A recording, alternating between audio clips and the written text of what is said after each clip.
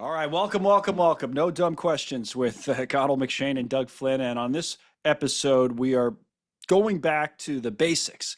Like the basic reason we started this podcast in the beginning to talk about and maybe hopefully educate people a little bit about a topic that we think does not get talked about enough in this country, and that would be financial literacy, right? And, basic financial literacy. What does it mean to be financially literate? How do you become more financially literate? How do you learn along the way? And Doug, as you probably do know, is a certified financial planner, so he's been dealing with these issues and still deals with them. He's been doing it for years. I am, I guess, a certified financial talker, maybe, if that was a thing. So I've been talking about these issues for years and years. But it's interesting. Before we even get into the details, Doug, about what we're going to talk about today, I feel like the reason I knew that this was a big issue, financial literacy, in my life or my career is because I guess early on, I think we've talked about this a little bit before, is that, or especially early on in my career, I was kind of like I felt myself anyway, kind of fake it till you make it type of guy. I started off in sports broadcasting and had to learn when I was at Bloomberg about financial matters. And even while I was covering them, I was like, do I really understand this? Do I really understand how it would apply to my life? And the answer at the time was no. So you learn along the way. I feel like I understand it a little bit better now, hopefully. But, you ask questions, dumb questions. Well, we're not supposed to ask dumb questions. There are no dumb questions according to us. But the point is, it's a process, right? Step by step. Right. And today, I think we have some easy to follow steps, or fairly easy to follow steps, because they're basic, right, Doug? You say the first one is the hardest. You got to do something at the beginning. Exactly. So let's start there. Yeah, so the first step is always the hardest, and then you build some momentum. But I think that a lot of people find these things out by making mistakes over time. Right. And as always, what you want to do is you want to look to best practices. What have other people done before you successfully? And what mistakes have other people made? Use that as a cue to avoid those things. And you could apply that to anything in life, but certainly with your finances, it is something that in schools, they don't teach enough of, the basics, even balancing your checkbook and all the things that the skills that you should have to manage your own personal finances, because it's something that every single person, when they graduate and go into a job, is going to need to know. And they just don't do enough of preparing people for that, which applies to everybody. So yeah, so we get into sort of the mantra really is, save, invest, and grow. Those are the things that you want to do. Okay. And in that order.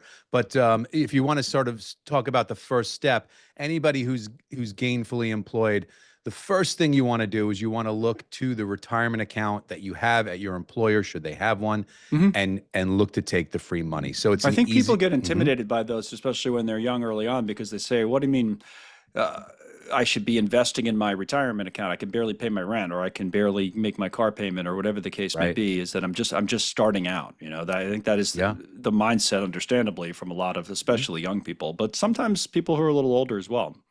It is. And that's the point. The first part is, like, if you just started the job and you were previously making zero and you now make X, can you take, I always say, $10 a week? Can you do $10 a week? I mean, that lunches cost more than that now. And so $10 a week, you can take it off the top of your paycheck, at least do that. That's $500 per year. And you compound that out, and it adds up exponentially over time. Now, of course, it's just the beginning point. I don't think you're going to miss $10 a week, especially if it's deductible and you're going to pay less tax on it if you're doing a deductible portion. And if you have a match on those funds from your employer, the magnification is hugely positive. And I call that positively addicting.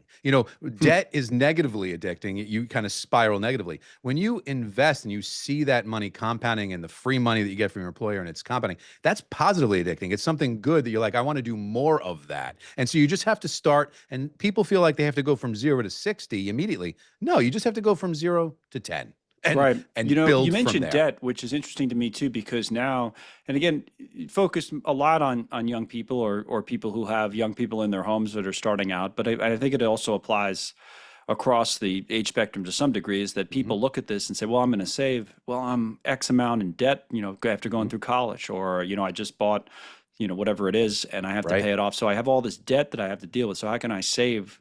Sure. Shouldn't I just be paying down my debt with the money that I'm making?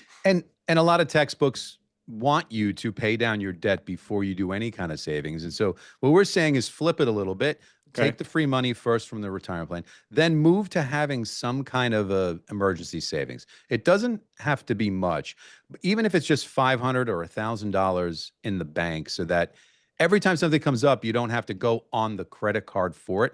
Right. That's another thing that you want to try to do. Do you usually set like a limit, literally say, all right, I want to get to 1,000, I want to get to 2,000. Yeah. And then when you spend it for something that is a quote unquote emergency, then you try to Yep. get back And to then that you try number, to right? put it there. Yeah. And, Yeah. and where that comes from is that approximately, I think, 60% of the people in the United States have less than $1,000. Amazing. So Yeah. it is shocking in that manner, but that's why when something happens, they have no choice but to go on credit card and then that compounding debt. So if you do it in that order, step one is take the free money from your employer. Yeah. Step Take your two is- $10, then get to, what do you Exactly. think the number is? To 1,000 or a little higher? and then go to the emergency fund. I think ultimately, if you think about it in stages, right? Right. Ultimately, you want to have 3 months expenses and maybe even 6 months expenses. But if you forget that for a moment, because when you think about what 3 or 6 months expenses are, it might seem daunting. Yeah, it overwhelms you. Yep. Right. But maybe $500, like go to $500. Okay. Now go to 1,000. I think that's a very good cushion, especially given that a lot of those things that come up may be at that amount or less. And so you just want to have that place to go to. So if, you need new tires or something, Yeah. you have that and you don't have to So go you're on the credit doing card this before every you even single think time. about your college loans or whatever else, Correct. whatever other, debts that you have. You're doing this first. So those two, That's- and then yep. you watch it grow. So Correct. that's And growing so before the- you even the address the next step of the process, Exactly. which is So interesting. it's the retirement money. I know you don't think retirement, but that's about getting the free money. The emergency fund is really a way to stay out of debt and keep you out of debt. Then you look at paying down your debt. That's Okay. the order. And part of where this comes from is there's two fronts. Like if you have credit card debt, every textbook is going to say, put it on a piece of paper, put it in interest rate order, highest interest to lowest. And while that makes a lot of sense in theory, what happens is a couple things. First of all, if you have something with a very small balance that you could actually get to the point of paying off, forget the interest rate for a moment. Everyone should have one credit card in their wallet that has zero balance on it. Even if every one of your other credit cards have a balance, most Yeah. people have all of their cards have balances on it. If you can get one card with zero balance on it and begin to use it what a credit card was supposed to be for, which is a convenience, not an extension of your income. What that Right. does is you pay it and you charge it and you pay it off. You're not paying interest. And because Does the interest wouldn't be that much different anyway. They're all relatively high. they're credit all cards. high. So But you just some take might the be lowest. You take the lowest balance is your point, rather than the lowest highest balance, interest. because if you can get one card in your wallet with zero, here's the difference. People will drive across town to save, 10% on something, put it on a credit card that has a balance on it. And they don't realize that when you have a recurring balance on your credit card, the moment you charge something, you're paying interest from that day. You don't get a 30-day grace period on a card that has a balance. So you do all of this to go try to save a nickel, and it ends up costing you $1 in Right. interest, because by the time you get the bill, it's 45 days later, and it's mixed in at your 30% interest. And so Whereas trying if to you had the zero balance, you could go make that same purchase, and then you do have the time to pay it off. And if you pay And it then you have off, the time it's to just pay it off. it's just the money. It's just whatever Exactly. So you paid $50, whatever it is, you pay $50, Correct. and because that's what they charge you, and the way Yep. they make their money is that if you don't make the payments on time, then That's right. you're paying interest every month. So And if you're that's- paying that's- 20 or that's a good- 30% interest from the moment you charge something, people just don't realize. They think, oh, I get a grace period on all my charges. No, if you have a balance on it. So what you do is, if you're in debt, try to get that first card with a zero balance. And so the way you would do that, if you have no cards with a zero balance, is forget the interest rates for a moment. Look at the one that has the closest to zero being paid off, and focus on that one. Pay the minimums on everything else and focus everything at getting one card in your wallet with a zero balance, and then use that. And then you shift to focusing on perhaps even the next card with the smallest balance. Because doing this a long time, even if you have a high interest rate card, but it has a really high balance, and if you put that first, it's sort of as an emotional person, people out there, you don't feel a sense of accomplishment. You feel like you're Right. getting nowhere. If you could start knocking off this card and knocking off that card, all of a sudden you got 2 cards and 3 cards and 4 cards. In the end, to your point, whether it's 22% or 24%, what's the difference? Yeah, Like yeah, yeah. it's more about sort of knocking these goals off. Hey, I got another card with 0 balance. I got another card with 0 balance. And eventually you'll be taking all that money and focusing it on the one with the highest card. Little different than the book is going to say, high interest rate only, but it's more about the accomplishment and getting to the point where you have more cards with a 0 balance than it is about saving 2 cents on the interest if you never pay it off, because people feel like I'm never getting anywhere. And in fact, they aren't getting anywhere, because sometimes it takes 30 years to pay these credit cards off if you just pay the minimums. Yeah, I like it. So it's really an order and a checklist that's not only easy to follow, but relatively easy to accomplish, which gives you a couple of things. So obviously it gets you started, but it also gives you what you were talking about, this sense of accomplishment, which is like, all right, well, I am getting somewhere. I am starting to make progress, especially. Exactly. And again, you don't have to be a 22-year-old college student. You could be somebody who is a little bit older and just wants to get their finances back on track because you haven't been following best practices for however long. So you That's say to right. yourself, I'm going to take $10 a week, and I've done that for a month. All right, that's pretty cool. Now I'm going to get, maybe I'll put a little bit more on that. But I did my $10 a week. Pretty much anybody can do that. I'm putting it into my 401k plan. And in terms of the credit cards as well, you might be overwhelmed by it. But if you have one, and probably people who are in more debt, you've probably seen this, are more likely to have the multiple cards. Yes. And they Yes. probably do have one that's relatively low because they've been getting into this cycle that they're having trouble stopping, and they just started it, a few weeks ago. That's the It's one. Start with it's that hard to one. break the cycle, which Yeah, is but why that's the way to do it, right? That's the exactly, way to start because it. if you do it with just paying highest interest, and that's the biggest balance card you have, it might be years before you feel like you've gotten anywhere. So, Mhm. so this is more about, again, the positively addicting habits that kind of set you up for longer term success in other ways. These are those little things that make a difference. Ultimately, when all things being equal, you want to pay at interest rate Yeah. order. But at first, getting the first card in your wallet and then paying off a couple of these cards, just working with people over time, they just feel better overall. And that gives them the sense that, hey, I am moving forward. I'm going to continue that positive thing and continue to move forward. So those are some So of the if things. you do all three of those things, one thing I didn't mention was the emergency fund. But if you start saving a little bit for your nest egg, you build up an emergency fund that you're comfortable with, that at Mhm. least if something goes wrong, you got a few bucks, and you start paying off, and you do pay off, say, the lowest balance credit card. Mhm. Now you've put yourself at least on a path.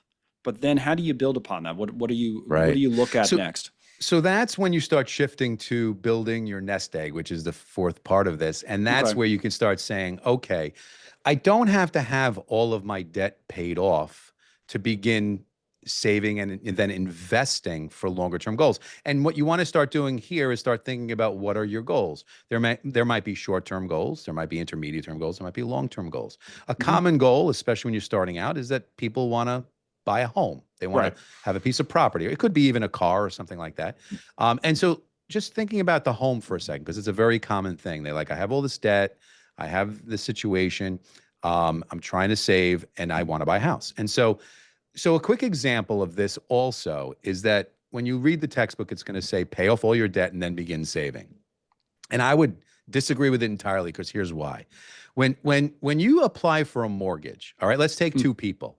You have somebody with 0 credit card debt and $5,000 in the bank. Okay. Okay. So they really have $5,000. Right. Or you have somebody with $20,000 in the bank and $15,000 in credit card debt. They're overall, the math is they still have $5,000, right? Right.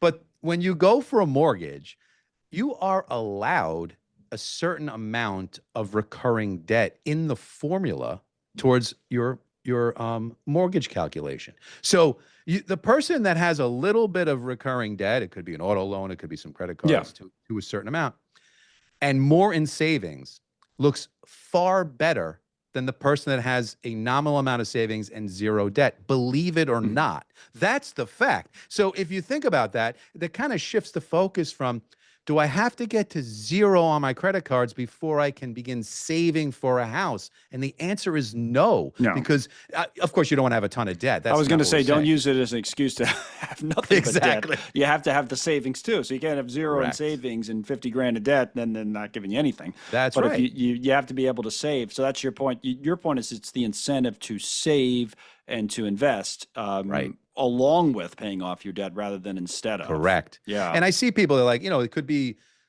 good debt, if you will, like, it Yeah. could be long-term, low interest rate student loan debt. Why are we trying to kill that if you're allowed a certain amount of it, especially if it's not the worst debt out there? You just have to think strategically. Yeah, because about- by killing it, you're only cutting into your own savings that you need. Correct. Yeah, You're going yeah. to end up with less. So, and that math is, and you can check it out. The math is such that you want to have as much savings as possible, because at the end of the day, for buying a house, if you don't have 20% down plus the closing costs, even if you can get to 10%, you're going to be, it's going to cost you more because you're borrowing more. So, and you want to be in a good position when you're negotiating for the house that you're putting more money down. So, of course, in a perfect world, we want to have no debt and lots of cash. But if you're coming from a period of, this is what I have, how do I get out of this?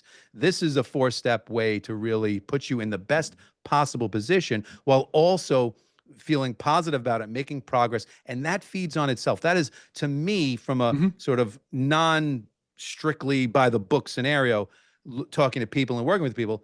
Yeah. What puts them in a better overall situation long term, because there's more than just it's not just about the numbers. That's important, of course, but it's also about the psyche and everything else behind it as well. Let's recap this in a way that maybe ends on you telling us how it differs from what people normally hear, because I think that's important as well. So again, it's 4 steps. You build your retirement account first, right? You start off with that, whatever you can, a little bit. Then same thing with your emergency fund. Whatever you can afford, get it up to $1,000. Maybe it's $1,500.